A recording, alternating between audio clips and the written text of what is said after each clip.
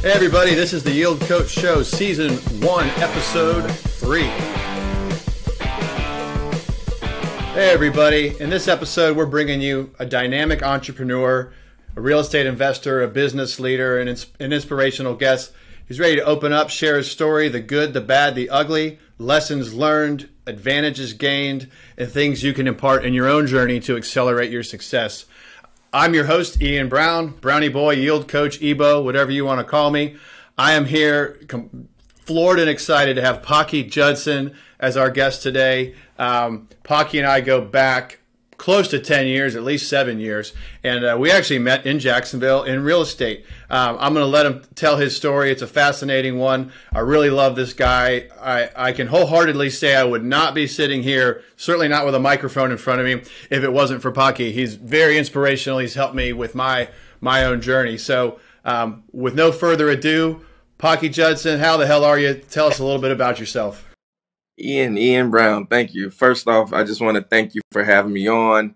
I appreciate this opportunity. Like you say, we've been knowing each other for a long time. And, regardless of everything, there's not many people that I have done business with and do business with and call a friend and a brother. And you are one of those few people. So thank you for having me. It's my honor and pleasure to be here. I really do appreciate that, and I wholeheartedly feel the same way, man. We're brothers from a different mother, and I feel like we learn a lot from each other. Yes.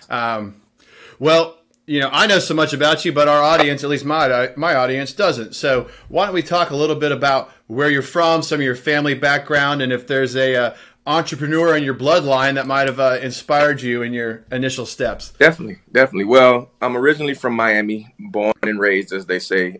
Grew up in the church a lot. My grandfather was a pastor. My dad was a pastor.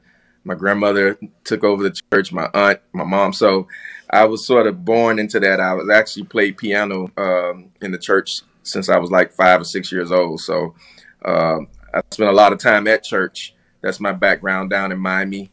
And, and we'll get into it, but ended up moving to Jacksonville in 2013, obviously as an adult. So I know I look pretty young, but I'm actually 42 years old. So I've been around a little bit, right? And, just been enjoying life, happily married, been married almost 25 years, to my wife, which is actually the other half of our brand, HoodEstates. And just been enjoying life, us and our kids. And now I'm a grandfather. So that's been beautiful. I'm loving that part of the journey, this part of the journey. And just overall, it's funny, I was talking to my cousins and we didn't realize, like, on my dad's side of the family, everybody was entrepreneurs. Going back to my grandfather, who even before he had the church and was running a ministry in the church, had a lawn servicing, landscaping business. And he did that as an entrepreneur. My uncle, same thing, a car wash business. My aunt, a daycare. And my dad was an architect, and he was his own, boss. He was an entrepreneur down in Miami. So actually, my mom probably was the only one that actually had a regular job. She was a teacher until she retired. But on my dad's side, like my immediate family, everybody was pretty much entrepreneurs. So I guess it's sort of in my blood, as they say. Yeah. And, someone's got to hold it down. Mom with her teaching job, while the rest of you are, slaying the dragons and making it happen. Right. So, no, that's fascinating. So you're from Miami. Where are you now? So I'm currently in beautiful Orlando. We moved here. It's been about a year now. So my journey goes from Miami to Jacksonville in 2013, and I believe we met somewhere around that time. And now 2021, I've officially, become a resident of Orlando. So yeah, Orlando, Florida. I guess I decided just to stop in the middle.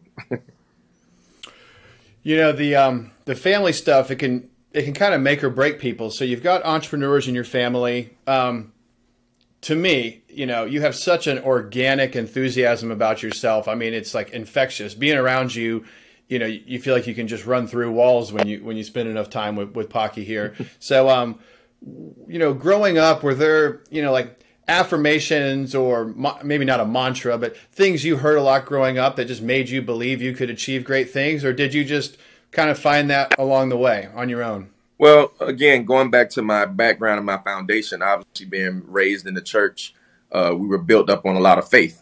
And even as I got older, I started to recognize the difference from religion and relationship, right? A lot of times, we talk a lot of religion, but I realized it was the relationship. My relationship with God is what the foundation is, what I needed and what has gotten me to this point. So just being, brought up in faith has always been something around me about just knowing, I can do all things, right? I with God on your side, how can you fail? And just standing on that faith and acting on it, because there's a scripture that says faith without works is dead. So just having the faith by itself is cool, but without actually putting in the work, it means nothing. So I think just growing up in that environment of being in church a lot, again, it helped increase my faith, and it gave me the mindset of, I can do all things, and it has never left me. So that's sort of what I build off. And even now, as I continue to grow and build, I remind myself of that faith, and knowing that, whatever's in will of God, I can do. And that's what I base everything off of. And I appreciate you for sharing that. I came up I was raised in a Catholic household, and went to a Jesuit high school, and that I've never heard you say that, but the faith without acts or faith without action is dead. That was actually a quote that one of the priests that would teach some courses I would say all the time. And truth be told, I was never really one for diving deep into necessarily scriptures, and I would get antsy in church. But if it was a Thanksgiving food drive or getting out in the neighborhood or the action-based stuff, I was all about it. It was kind of what kept me tethered as a rowdy youth. So I definitely align with you there. We do have very different backgrounds, but there's some interesting, overlapping factors. We met each other when we were, really just starting to kind of come up as professionals and entrepreneurs. And I think you might have been slightly ahead of me. And we met at a abandoned and closed 151 unit motel that I had for sale in Jacksonville, Florida, and everybody and their mother wanted to see this thing.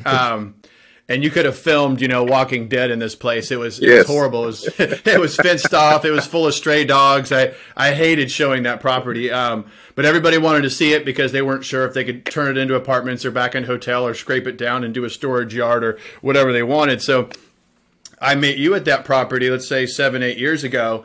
And I believe you had just come to Jacksonville pretty much around that time.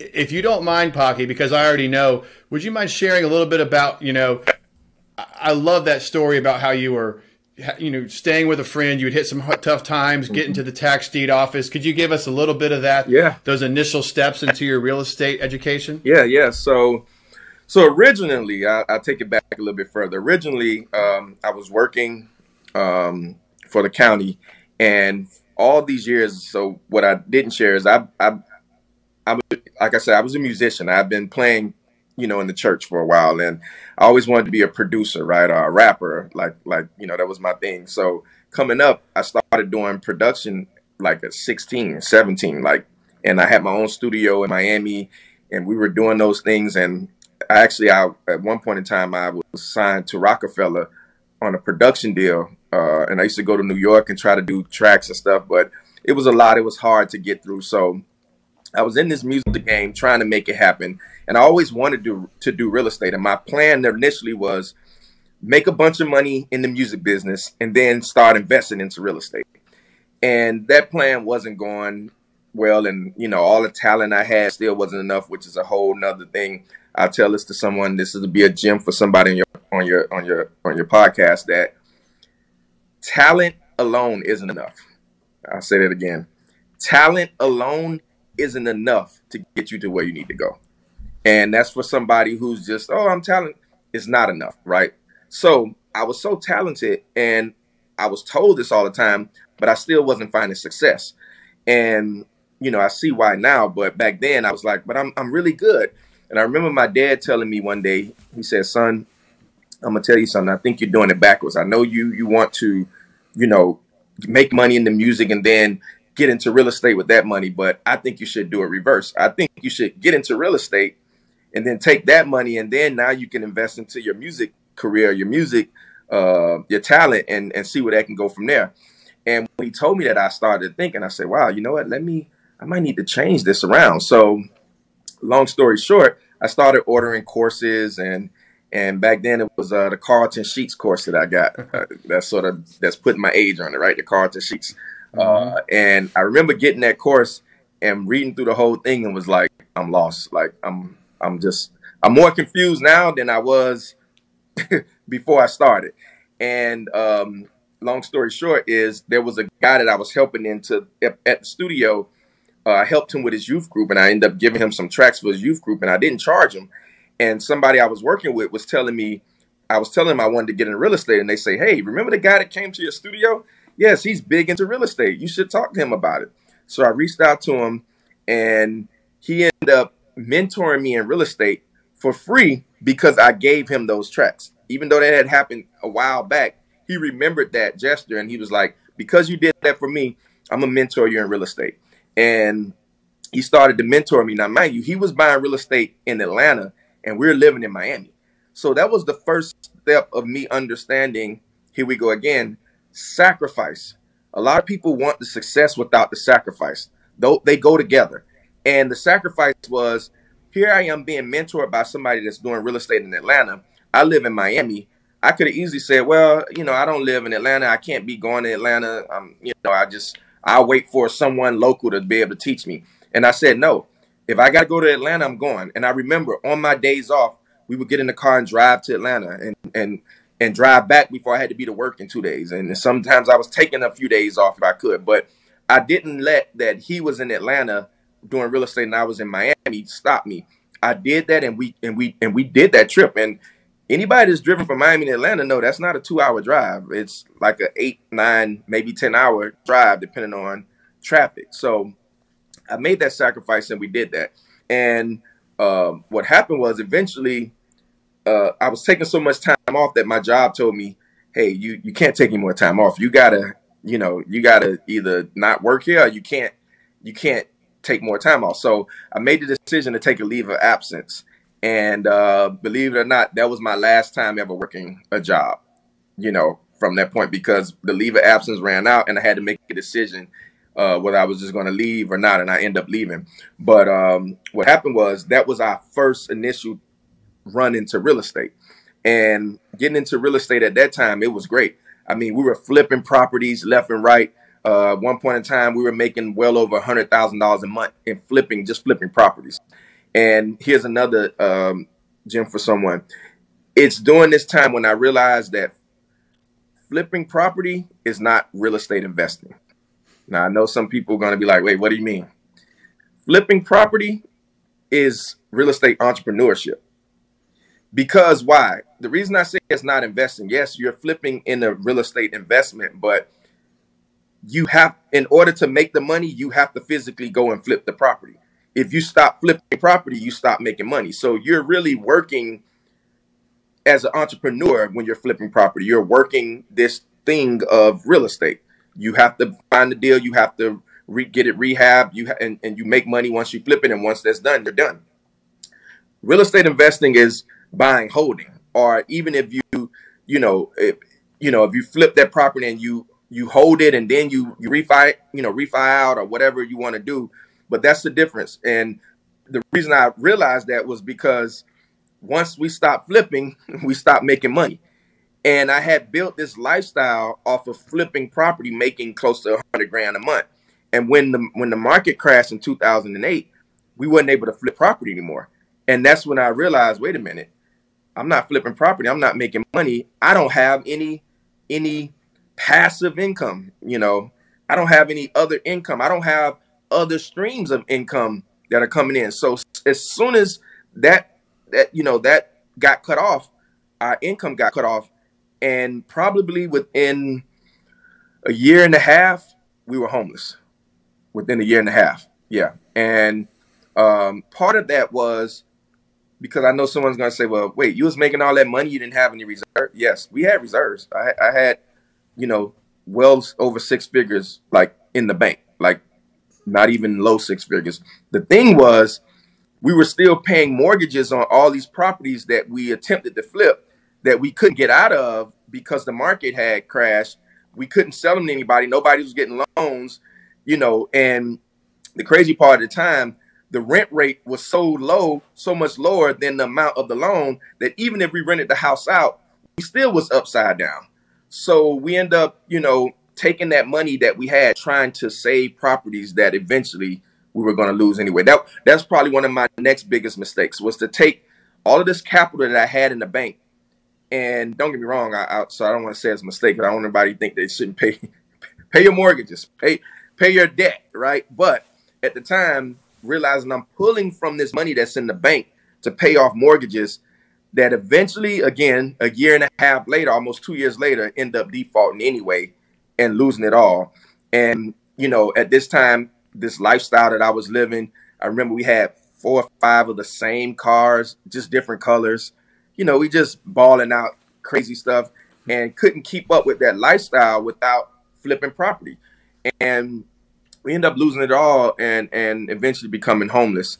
And but in that, it sort of built us into the greatest part of it, So as I continue the story, what happens is we lose it all, and now we're homeless and we're living with some strangers, some people that we met at a church, and we're living in their den, and it's all 5 of us like on blow up beds in the den.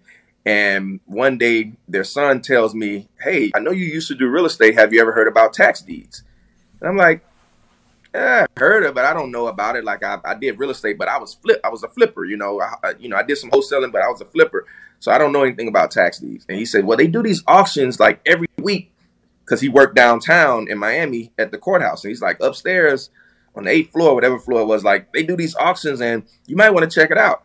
So I end up going to check it out. And what happened was I wanted to learn, but I had to go with him because at the time, all the other cars was repoed and they were looking for the last car we had. So I didn't even have that with me, right? I'm telling it all to you. Like, so I would go with him. And the thing is, I was stuck down there from 9 to 5 because I had to be with him until he got off work. That was my ride back. So while I'm there, I'm literally going through all the tax deed files and I'm learning tax deeds hands-on, like going through the files, looking at the liens, looking at the back taxes, understanding what each property is, going to every single auction and putting together a plan of though I was going to bid on almost every property. And it allowed me to start to understand, and it allowed me to start to build relationships. And you're going to see where these relationships come in hand, because I'll tell you now, relationships can get you a lot further than money. Relationships can get you a lot further than money. But so I'm there and I'm building these relationships and meeting people. And one day I meet this one lady who had just bought an apartment building, and she says, wait, what are you doing over there? And I'm like, I'm researching the tax deeds. And she said, wow, I just bought this apartment building and I wanted to get into tax deeds, but I don't understand. So I'm starting to explain it to her. And long story short, I end up working for them, buying over $1 million worth of property like that year. I met with her a few days later, and and she ended up becoming one of my biggest partners and investors throughout my real estate time. And just from that one meeting there. And so fast forward a little bit, because I'm bringing it all back to the meeting with Ian, right? I'm getting all the way back to meeting Ian here. So fast forward, we start to manage that particular property, and I'm doing deals for them, and I started meeting other people, and I'm doing deals for other people, buying, showing them how to buy tax deeds and giving them the research on the tax deeds. I actually turned it into a business. I was selling the information to investors so they wouldn't have to go in and go try to figure all this stuff out. So I'm meeting a lot of people and doing that. And I started managing that apartment complex that she purchased. And that was my thing. So I was like, my deal was I would give you the research. You would pay me for the research. I would help you buy these properties and bid on these properties. And I would also get first right of refusal to manage these properties. And one of the reasons they were open to it, because a lot of the properties that, her and a lot of other investors was buying were in low income areas, which we call the hood, right? And you're going to see where the whole HoodEstates thing come from, right? It's all coming together, and I'm bringing it together. So, so I would get the right to manage those properties, and I would manage the properties. So we did that for a couple of years, and eventually, Miami market got so saturated, it was just a lot. And some investors came in and said, "Hey, what do you have an idea what we can do to beat this whole thing?" And I said, "Well, we either got to buy land or we got to go north. Like you got to go up north because it's too expensive down here." And so lo and behold, I find a 170 unit hotel in Jacksonville that's going up for auction, right? And I remember taking it to some investors I was working with at the time, and they was like, it's Jacksonville. It's a little bit too far. We were thinking more, Naples or something closer. So I said, okay. So then I go and I end up talking with another investor who I used to do the research for, and I built a great relationship with. And he was like, I don't know. Maybe we'll check it out. And I never forget, 2 days before the auction, he called me like, "Yeah, let's go after it." And he was like, "How much you think it's going to go for?" And I said, "Oh, definitely like $1 million." And he was like, "Nah, I don't want to spend that. I probably, spend no more than 800. Like 800,000 is pushing it." And I was like, "Well, you never know. It's an auction, but I'm not thinking this thing going for less than $1 million." Long story short, we end up winning the hotel for $550,000 at the auction. And I never forget, we like, "Oh, wow, well, we didn't expect this. What do we do now?" And we had a few offers to flip it for like 750, 800,000. We could have did that immediately, like within a month's period, and made 250,000. And, the difference with this deal was, instead of me just getting first right of refusal to manage, I actually wanted something different, because talking with the investor, he said, "Well, we can keep this thing. You can go up and manage it, and you can run the whole thing, and you can make a salary." And I never forget, I was sitting there and I said, "Nah, I can't do that. Not for a salary. I need ownership." And it gave me the first thoughts of, you know what? I need ownership, because all of this time from, making all this money in real estate to being homeless to now, I had only been working for people. I had only been managing properties and selling them research and doing data and going to auction, and everything was, I was getting paid. Because here's another thing. Sometimes, and this may help somebody, sometimes you can't allow your situations, and I know this is hard, to alter what's best for you in the long run. Sometimes our immediate short-term situation changes what we do that's not best for us. And what I had realized was, because I had been, and there's nothing wrong with it because I needed it, but because I had been homeless and things were so hard, opportunities that I probably could have got ownership in, I bypassed because I just wanted money.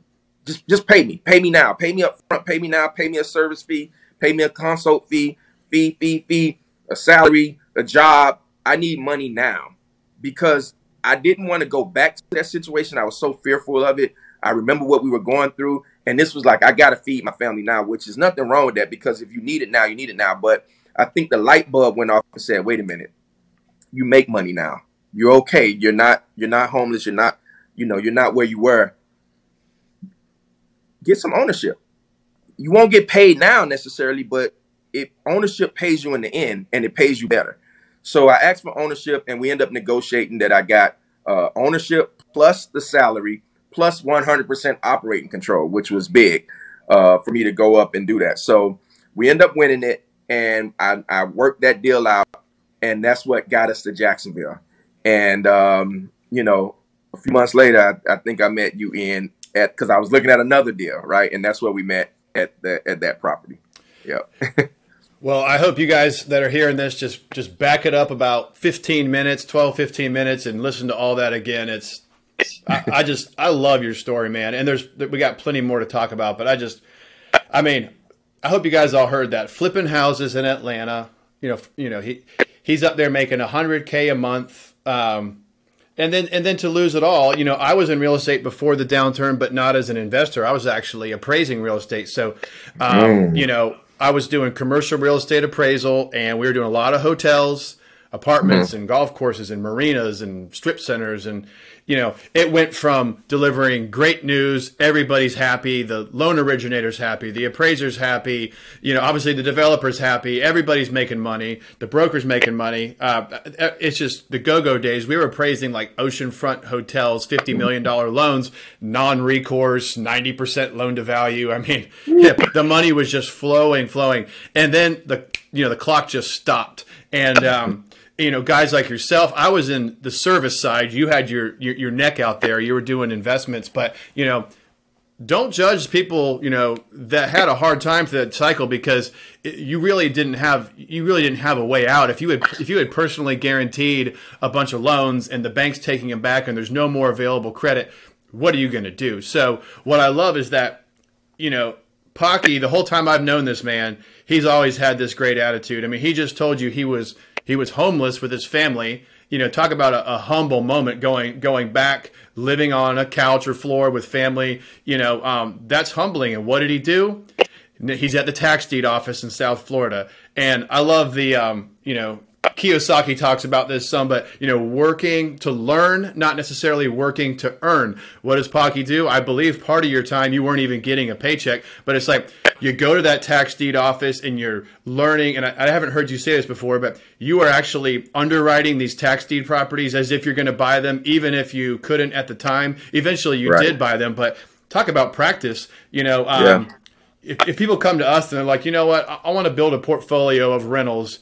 Well, a good thing to do would be to start writing offers. Really step one, figuring out where you want to be, a price point, backing into how much passive income you're trying to accumulate, and you got to analyze deals, write deals, and kind of back on into your daily habits. And the fact that you went from such a high point to low point and then bounced far back now is just so impressive, because many people would either pivot or quit or never go back into real estate. But you knew fundamentally, maybe Carlton Sheets taught you, but you knew in your core that you could do well in real estate. And the other thing, and Paki, forgive me, but I don't believe your formal education, at least in real estate, is all that impressive. But what you've done is on-the-job learning, boots on the ground. You're willing to do what people won't do. I mean, tax deeds, managing some rough properties, the 170 unit that he just told you about,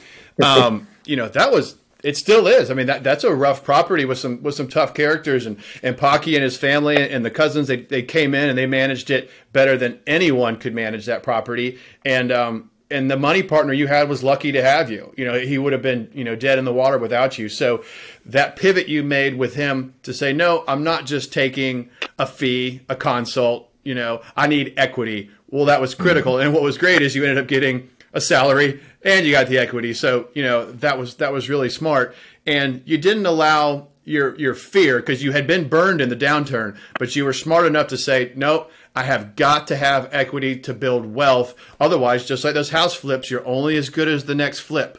There's nothing passive about flipping houses. So, no, that's wonderful. And so many lessons to be learned from Paki's story.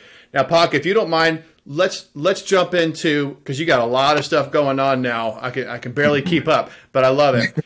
Let's jump in. I know you're still an investor, but if you could talk a little bit about, HoodEstates, the platform you've established. You've got some great courses in the tax deeds, in the trucking. I don't want to say too much, but if you kind of tell us what you've been up to since since you and I spent a lot of time together.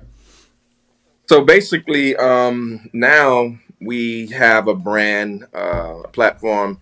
It's called HoodEstates, and HoodEstates originally came from the whole idea of us buying property in the hood, and instead of calling it real estate, we decided to call it HoodEstates, right?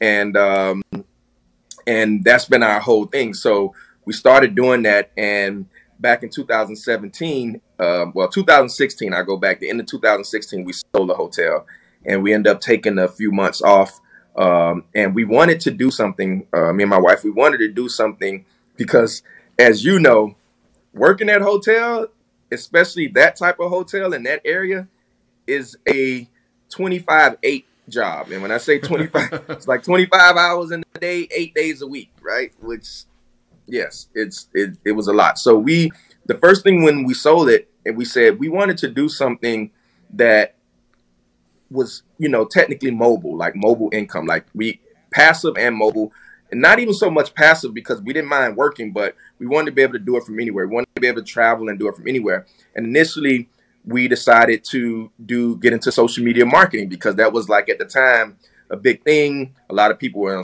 starting to get on social media. A lot of companies needed companies to run the marketing and manage their social media for them. So we felt like this was a wide open opportunity, and we got a course on it, which just is another thing.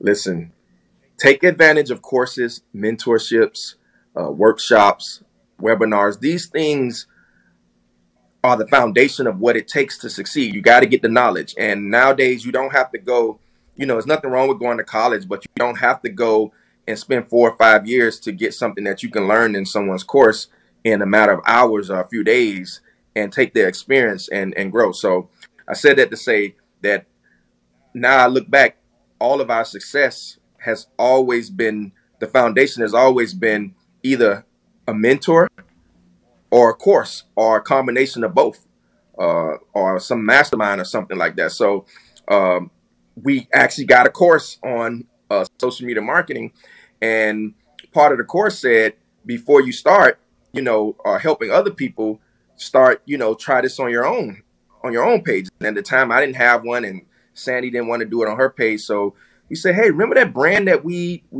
had came up with over the summer, HoodEstates? How about we take that name and start an Instagram page and practice some of these things on that page?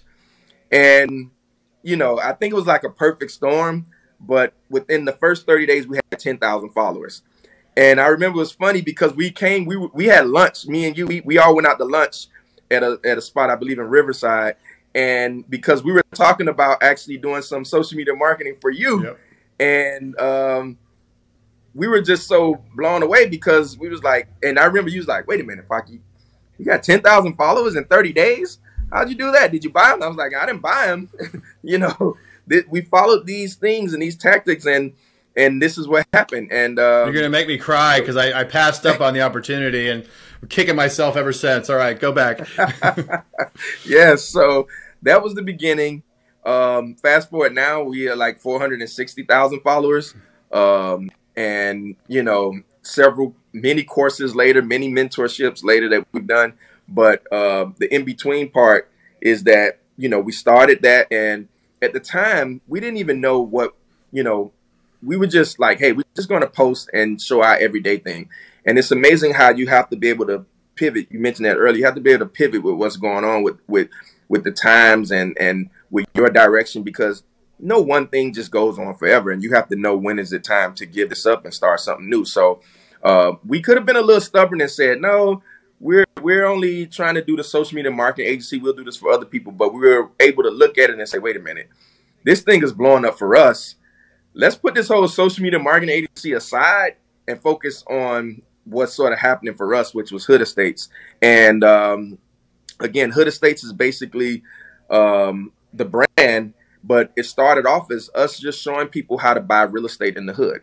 So we started off with some mentorships. Initially, it was one-on-one mentorships. And then we started doing consult calls. And then it turned into like a group mentorship, which eventually turned into a course, which we still sell now.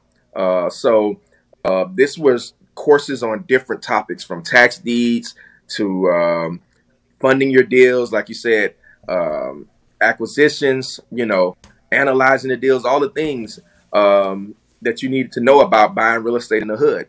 And that was our thing.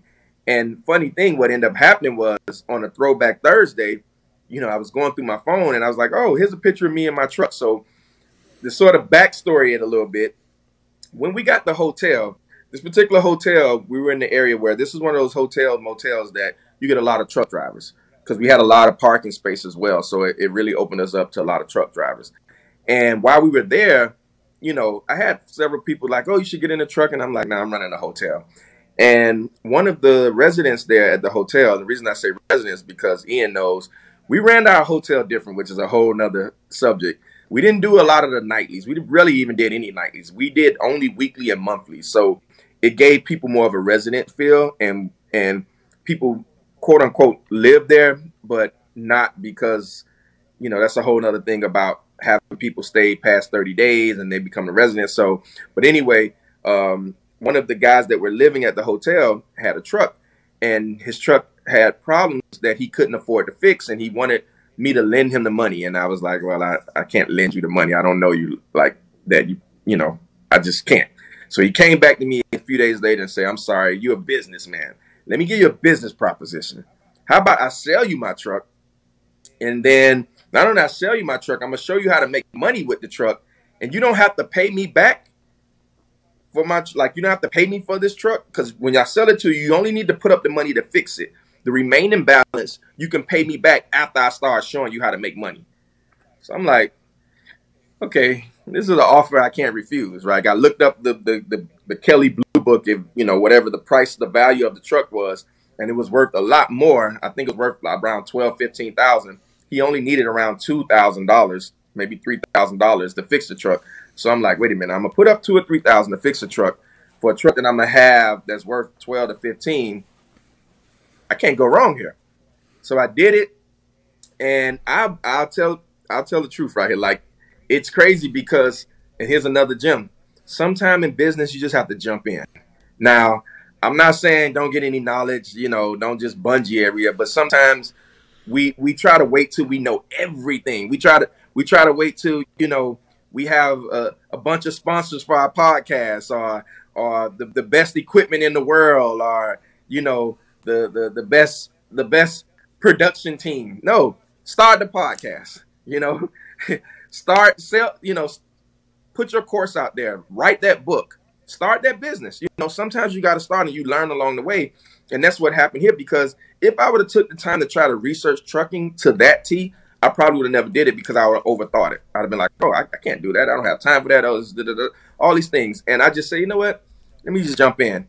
And lo and behold, I realized this was a way to make money in the trucking industry that didn't require me to drive, didn't require me to dispatch, or handle any of this day-to-day operation that comes along with running a trucking business. And it was literally passive income. I remember getting the first check and was like, wait a minute, I didn't do anything. He's like, you don't, I do all the work. Like, you just own the truck. And I was like, really? And then the next week, another check came in. And I'm like, wait a minute, I'm making like $1,000 a week and I'm not doing nothing. I just own the truck. And it's like, pretty much, that's it. The only thing is, if something happens with the truck maintenance wise, you have to pay for it, but you don't deal with running this business. And I say, wow. So, after doing that for some time, I went and got a second truck, and after doing that, a third truck, because I'm realizing, wait a minute, I'm here running this hotel, which took up a lot of my time, doing other real estate. We had other little side businesses going on. We had a full out convenience store in the hotel, but this was some of the things we had going on. And thank God I had other people helping me. But here was a source of income that didn't require me to go work for it every day. Right. So that got us into the trucking game. And now, sort of bringing it back to HoodEstates, one day I posted on Throwback Thursday the picture of that first truck. And it was like, hey, Throwback Thursday, here's a truck that I purchased. I make about $1,000 a week from this truck. This is one of the, 2 or 3 trucks that I have. And, Throwback Thursday. Well, my DMs blew up. People started, hey, wait, comments blew up. Hey, what's with this trucking thing? How do you do this? How do you do that? I'm like, I'm literally telling people, stop DMing me about it, because we don't teach trucking. Like, we do real estate. Don't ask me about it. And I remember even people at the time was booking consult calls for real estate. And I would get on the call with somebody expecting to talk real estate. And they was like, yeah, I know this call is for real estate, but do you mind if I ask you about that trucking thing? And I'm like, what's going on here? And here's another thing. You have to go where the market takes you. That's another gem. Sometimes we're trying to do the thing that we want to do, and the market is saying this is this is what you contribute to the market. This is where the market is going. This is where you should be. And even from a spiritual standpoint, God, we asking God to bless us, but God is trying to bless us in one area, but we too focused on what we want to do. You know, I tell people coming up, and it'll be coming up soon, it'll be, you know, going into the new year. One of the things that we do, a lot of people, you know, take sabbaticals and go fasting and praying, and we do something similar. But what I used to do is I used to write down my goals and my things that I want to do for the new year, and I used to write it down, and I used to go and I would pray and say, God, can you bless these things that I'm trying to do? Can you bless this direction that I'm trying to go? Can you bless these goals that I'm trying to achieve? And I figured something out about 3-4 years ago, and I changed it. It was actually with this happening with this trucking thing made me change it. And now I do it differently. I go to God and say, God, tell me what you want me to do. Tell me what direction you want me to go. Tell me what path I should be on. Because if I follow what you have for me, it will automatically be blessed. I don't have to ask you to bless it because it's in your will for me. So when I changed that mindset, I started to open myself up to be open to whatever direction that God has taken me. And it's like a light bulb went off. I said, wait a minute. People are asking me for this. I can't just ignore this. This is God trying to bless me. Why am I trying to push this away? And finally, I started taking those calls that turned into mentorships. And those mentorships got so many people wanted me to mentor them in trucking that I couldn't do everybody. And I decided, you know what? Let me put together a course. Let me record this process on film and put it together into a course. And I remember doing it, and it wasn't perfect. It was recorded in my kitchen table with an iPad. I didn't even have a ring light. I used a lamp. I took the shade off a lamp, and I did it in like one take. I had my notes and I talked it out, but it was very informative. I gave every single breakdown of exactly what we did, and I cut it up into 3 videos, and I put it together, and I released it. And I'm here to tell you, like, I have the award. You saw it. I made over $1 million selling that course. Wow. You know, and you know, it was God's way of showing me that it doesn't have to be perfect. It doesn't have to be, you know, like I said, start that podcast, start that business, you know, do that thing. Because if God gives you the vision, he will provide the provision. And that's what happened. And it was me going that direction and doing that. And what I've realized every time in life that I've done it has worked out. Because again, it's not my plan, it's his plan that I'm working it out. So that started us on our course journey, doing that. And, you know, here we are now, still going strong. We did a 2.0 version of it. We have a group that goes with it that helps people through the whole process. And now we're even into truck lending, where we lend out money for people with their trucks. And we're doing that. And we got a lot of different things going on. But that was sort of like the first step into doing this, which was so funny because, again, if you would have told me anytime, like when I met you and even after we sold the hotel and even after the first 6 months on HoodEstates, that we would be more known for, you know, HoodEstates trucking, for teaching people trucking than real estate, I would have laughed at you. I'd have been like, Ian, you're crazy. Like, that's not even our thing. And now it's funny. We go on podcasts, you know us, but people that only been knowing us for a year or two, we've gone on podcasts, and we're going on there to talk about trucking. And the other person that's interviewing us will say, hey, so I see you know, you guys are doing very well in the trucking thing and all of that. Have you ever thought about getting into real estate? And I laugh, like, this is the HoodEstates. That's what we do. You know, we own many properties in Jacksonville. We've closed, you know, hundreds of millions of dollars in deals, you know, for investors, between investors and ourselves. You know, I've owned everything from a small piece of land to obviously a 170 unit hotel building, you know, so I've managed everything. I've done rehabs. I've done, you know, paint jobs that need to be done, all the way to full gut out rehabs, you know. So, you know, we've done it all, but sometimes you have to go with wherever, again, you know, the market is taking you and things are going. And again, for us, it's just, here we go again, like you said in the beginning, trusting our faith that, you know, wherever God is leading us is definitely where we should go. So, and there's so much there, Paki. I mean, it's just every time I hear you go and tell your story, I get a little bit more from it, or I hear something I never heard you say before. You know, actually, before this recording, I didn't realize how well you were even doing way back in Atlanta before the downturn. I've known you all these years. I never knew that. I did know you met that trucker while you were running the Diamond Inn in Jacksonville, and I used to visit you at the Diamond Inn, and I'd say, "What's this, Paki?" And you've got like hot dogs rolling on the metal. There's a slushy machine. There's like M&Ms, and I'm like, you're like, "We got a convenience store now. It does great. It's, you know, $10,000 a week or whatever it was. It was doing phenomenal." And what I always, you know, I know the audience can perceive this without me saying it, but I'll just go ahead and say it. I mean, as you can tell, Paki is a man of action. A lot of us suffer from like the paralysis of analysis. And you listen to Paki, it's not like he's just taking wild risk after wild risk. And I'm going to put words in his mouth a little bit here, but I've watched him.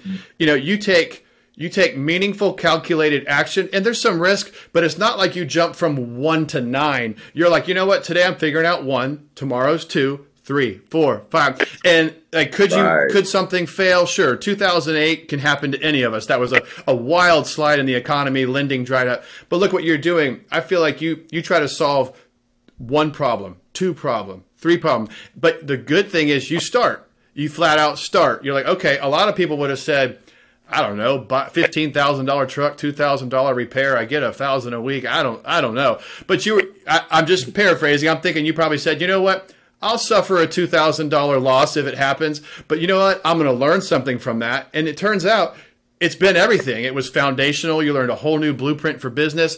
It almost single-handedly pulled you. You're not out of real estate. You're still very much in real estate, but you've got this phenomenal supplemental business that you get to teach everybody about. I think I'm going to buy your trucking course for my own Christmas gift, because every time I hear you talk about trucking, I'm like, why? I own all these rental properties. I need some trucks out there. I mean, diversify. I mean, you're cash on cash on these trucks. I mean, because you show people how to finance them, what the cash flow looks like. Obviously, they're a depreciating asset, but you just price in the depreciation. Eventually, the truck doesn't have worth, but you've already made the cash flow off the depreciating asset. You can go buy again, and you can platform. So now I might do a truck or two in the new year. I gotta buy your course first, and then take your mentorship. But as we move forward a little bit, you know, you've been very candid about like your challenges and your ups and downs, the good, the bad, the ugly, and I couldn't thank you more for sharing that with the audience. You know, I know you're very spiritual, and it's helped you. I feel like it's helped you to suffer some of those losses, if you will, but not let it like destroy your spirit. If anything, your spirit's almost like stronger every time you come through these, you know, these adversities. But if there's like a, you know, like an influence or a book or a body of work, you know, and I know you have religious context, but something that maybe the audience might be like, you know what, I'd like to maybe read or digest some of what Paki's taken in. Do you have anything for the audience there? So yeah, here's the funny thing. Believe it or not, I read a lot, but not a lot of books. Definitely from beginning to the end. I'm one of those people. I'll take this book and then I'll read a chapter or two that's sort of for what I feel I need at the time, and then I don't go back to it, or I go back to it later. But there's crazy.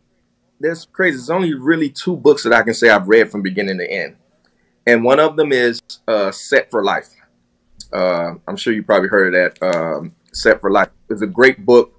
That it changed my mindset on dealing with money overall, because, and it's funny, I didn't even read this book until, it's funny, I read this book like coming to Jacksonville, because prior to then, I probably would have made a lot of the same mistakes, but it talks a lot about, and I speak to a lot of people about this as far as, you know, that journey of not having to get the things that I see as soon as I start making money, but being able to, as they say, live below my means, and allow me to get to a certain point where my passive income is taking care of me. And then it gets me that chance to, and I'm going to tie that into what you just said. See, there's a lot of opportunities out there, but if we don't have any side income or side money, we can't take those chances. If I didn't have that extra 2,000 or 3,000, that, because imagine if that was money I needed to live off of, then I'm not taking that risk with the truck, you know. And even now, a lot of things that I'm in, whether it's crypto and other things like this, even down to the lending, because I have money, I'm able to take those risks with things. They all don't work out, but that's the thing of having that money. So that book really helped me with mindset of overall getting to where I'm at. And the second book is How to Become a Millionaire God's Way. I read that actually before we started flipping properties, and I ended up reading again after we became homeless. But those two books, How to Become a Millionaire God's Way and Set for Life, were the two books that I can honestly say I've read beginning to the end.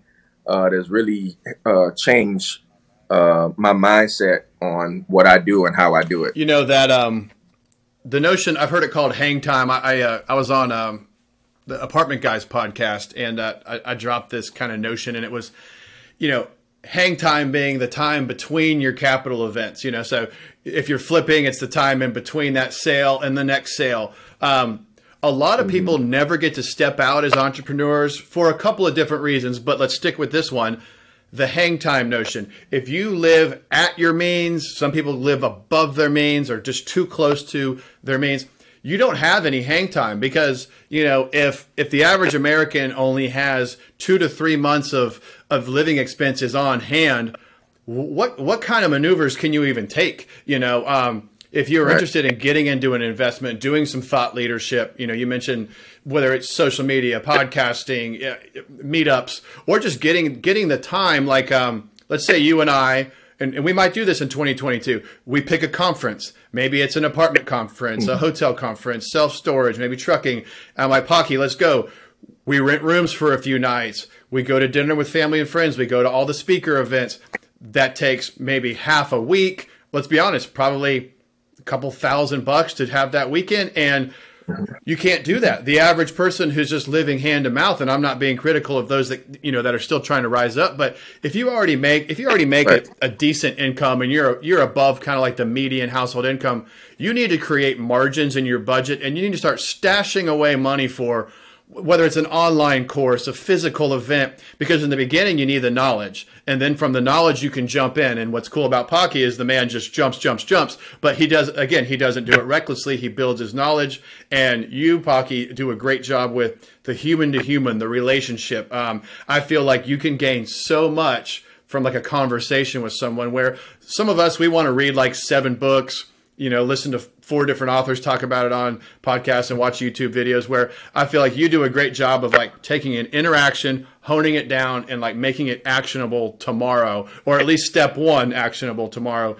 So, but the whole hang time notion, I think, is really something that this audience should really think about. Like, if you and your spouse, or you could be single, but if you have margin in your monthly, and Paki gets into this on his HoodEstates social media, like savings plans and savings challenges, saving a certain amount of money a day, a week, a month, because it's kind of hard sometimes to say, oh, I want to save. Let's say you say I want to save like 20 grand this year. Well, that sounds like insurmountable, and for some people it could be insurmountable. But if you're like, well, I'm really just going to save, you know, maybe like $1,500, $1,800 a month. Well, okay, maybe that's insurmountable. You start backing down. Well, can I save $500 a month? Okay, that's $6,000 a year. You know, and in the beginning, I would say if you just are so tight and you can't save anymore, well, can you do more? So if you can't bring your expenses down, is there something else you can do? Right. Do you have a little bit of more time, you know, for a side job? And if you can't work anymore and you can't save anymore and you're still not making it, what I would say is you need a partner. Because if you just can't get any more money and your life just has you too restricted, you know, partnering with somebody that has money but doesn't have the time and hustle that you have, that can solve the riddle too. I mean, a good partner can kind of pull you up through a portal like a Mario Brothers. I mean, it can be everything. So I hope people are getting some great takeaways from this episode. I'm really having a great time with this. Now, Paki, what do you guys have just in broad strokes? Because you talked about it. You've got tax deed courses, real estate courses, trucking courses, physical events, a really awesome social media presence. Have I tackled everything? And I guess what I want to say is, what does the future hold for Paki and HoodEstates? So basically, we have all of those things. We've been really working on the truck lending program, which is another passive way of making money.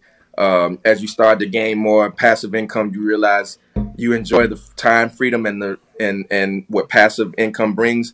And one of the most passive ways of making money is lending money. That's why the banks are all those banks. Those are banks back there, right? The big buildings in every city is the banks. That's where the money is. And so what we've decided to do is we lend out money, and we make passive income from lending out money. So now when somebody buys a truck, they can come to us, and they put the down payment and we put up the rest of the money. And we're able to make that passive income now without even owning the truck itself. We just own the title, the note, and we get paid passively every month on that. So that's something that we're continuing to build out. That opportunity came up during the pandemic. Another thing that was sort of like, I don't know. Well, you know what? Let me get a little knowledge. Let's jump. Let's try it. Let me do the first one. And I did the first one myself, and it went so well. I ended up doing the second one, and then I started bringing in friends and family. And now we've done, quite a few loans over the last year and a half, almost 2 years, close to 100 loans.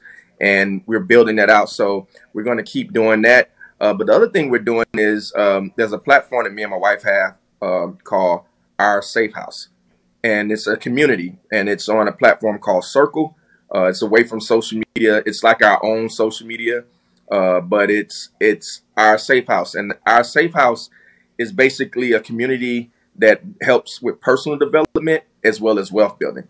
So it's called Our Safe House because there's different rooms in the house. And on this platform, there's rooms on mindset, there's rooms on relationships, spirituality, health, real estate, trucking, crypto, stocks, like all of these different things. And you can be a part of this community, and you don't have to get it all. Meaning you can join the community and you might say, well, I'm not really interested in health and relationship stuff.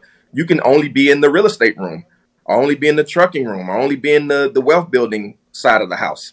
Or you can say, hey, I want mindset, and you can only be in that. And so this is an opportunity that not only we put content in, but the community adds content. So when you join, we look for you. It's almost, I said, because social media has become really so much just entertainment, which is nothing wrong with it. It's more what people want, right? Social media. So we say Our Safe House, the structure of it is not the platform you want, but the platform you need, because it helps with mindset, with relationship things. We have a book club that we do there. We do Zoom calls, we do lives, and it's all either on personal development or wealth building. So here's a community of people that you'll get knowledge and insight, you get accountability, you get resources and support all in one place with a community. So we've been building that out. We launched that maybe about a month ago. I think got a couple of hundred people in there, and we're looking to build that out to be exactly, again, what people need, not necessarily what they want, but what they need. And right now it's, we're keeping it low. It's only $15 a month, cancel anytime. But it is definitely what we see the future for us, because it allows us to do two things. One is to give our knowledge on a less censored platform, because we all know social media, you got algorithms and bots and trolls and everything else that comes along with social media. This sort of takes that away, and it's just us. So we can be open as we want, transparent as we want.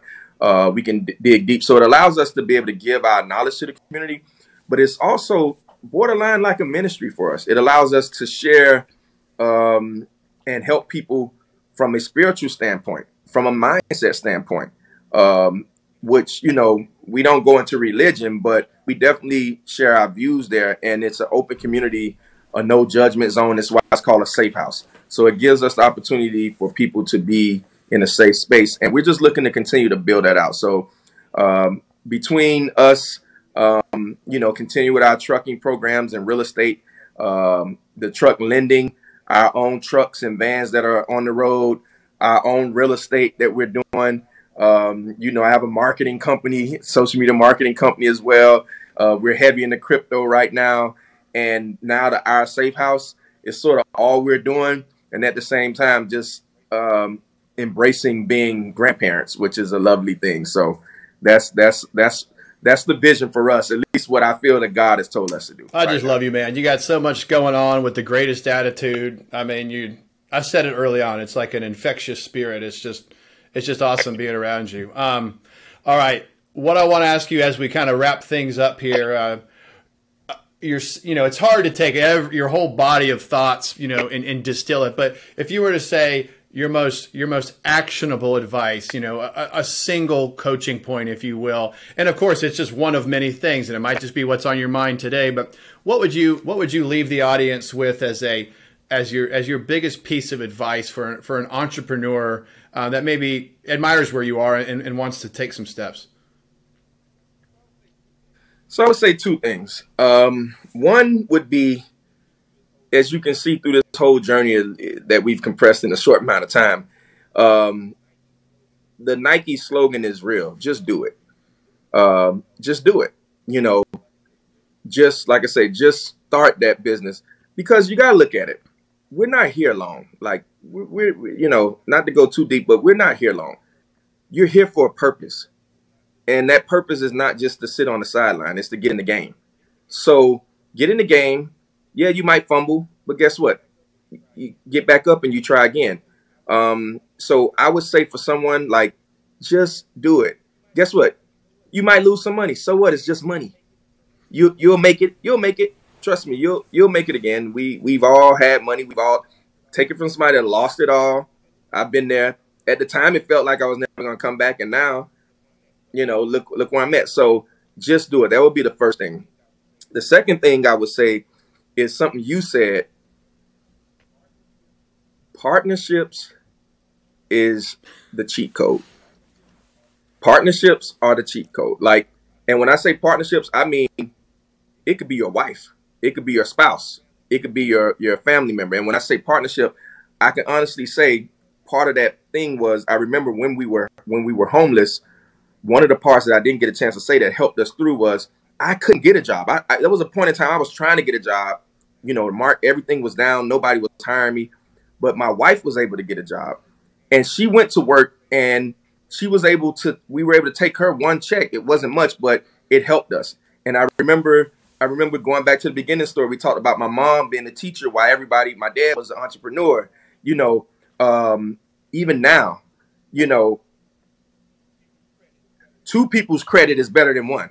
Two incomes is better than one. So partnerships, even from the standpoint of not necessarily thinking this person has to be directly in business with me, but having that person that's there with you from a financial standpoint is great, but also from a mental standpoint, from a supportive standpoint. So partnerships is the cheat code, whether that's your spouse, a family member, or like we did with the hotel or a lot of our other real estate partners who just came in and put up the money. We did the work. Remember, there's three things I talk about: KTM, knowledge, time, and money. Any business or investment needs all three to work. You need to have knowledge. You need to know what you're doing. You need to have time, meaning you need to actually have the time to do the thing. And you need the money. You need capital. The problem where a lot of us mess up is we think that you yourself, this one person, have to have all three. You don't need all three. You just need one. If you figure with the hotel, I didn't have the money. And to be honest, I didn't even have the knowledge. I didn't know how to run a hotel. But what I had was the time. I was able to leave Miami and come to Jacksonville to run a hotel. And the icing on the cake of all of that, you might say, well, that's how would somebody trust you to do that? The third thing would be integrity. Always lead in integrity. Always walk in integrity. Your character will take you, your integrity will take you further than money. Relationships take you further than money, but guess what works and what makes relationship works? Character, integrity. It was my character, it was my integrity with this investor prior to that had him say, hey, yes, I'll give you a percentage of ownership of this real estate, of this hotel, of this business, even though you're not putting in any money, even though you have no knowledge. But because I trust you, because anybody else I put in this position, I don't know if they're going to be stealing money from me hand over foot. So because of your integrity, I don't care that you don't have hotel knowledge. I trust you. And because I trust you, I'd rather have you running this hotel with without the knowledge than to have someone else that I don't trust. Because what I realized and he realized was me being there with trust, I was able to bring in someone that had the knowledge, and I paid them to help us get started, which ironically we end up not even running the hotel that way. But in the beginning, I brought someone in who had that knowledge, and I paid them. But the trust factor was me from building this relationship with this guy for these years, that it was a trust factor, and that's what gave it to me. So KTM, knowledge, time, and money. You don't need all three yourself. You just need one. And if you have one, you can get the other. And I'll say this and leave this. A lot of people will say the most important one is money. No, it is not. The most important one is knowledge. If you have the knowledge, the money, you'll find the money.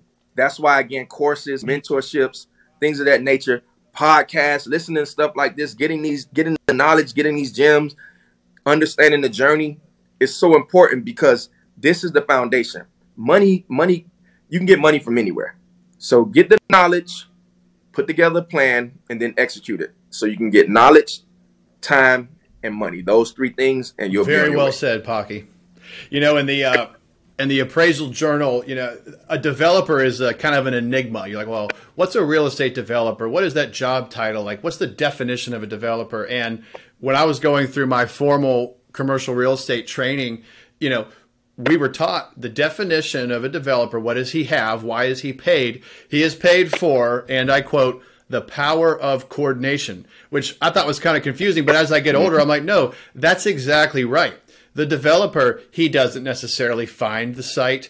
He doesn't necessarily raise the money. He certainly didn't. He very likely did not draw the building, lease it up. So you're thinking, well, what did this man or woman do? He has the power of coordination. And I think what you're getting at is, you know, with your knowledge, your time, your money, okay, you don't have to have all those things. The truth be told, you might not have any of them. But if you have the power to corral or coordinate, you know, the developer, that's just an example within building real estate. But this, I mean, you could be a developer of a software company, a developer of an education company. So essentially, if you have the power of coordination and leadership, which obviously you strongly demonstrate, really you can do almost anything. And if you don't have all those pieces, that's okay. Work on coordinating the very best. I'm still in Jacksonville. Paki's down in Orlando. But some of the better regional developers up here that I know personally, they're not individually excellent, meaning they're leaders. They're good men and women. But what they have built phenomenal teams. You know, they might have like an excellent acquisition guy,